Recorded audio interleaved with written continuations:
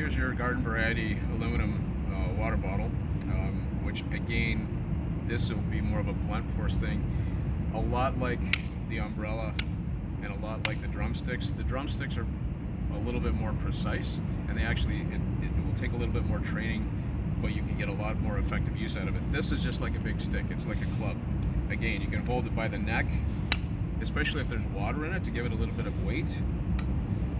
You can hold it by the barrel, and you can use it to hammer or to thrust, right? And again, essentially the motions are the same, right?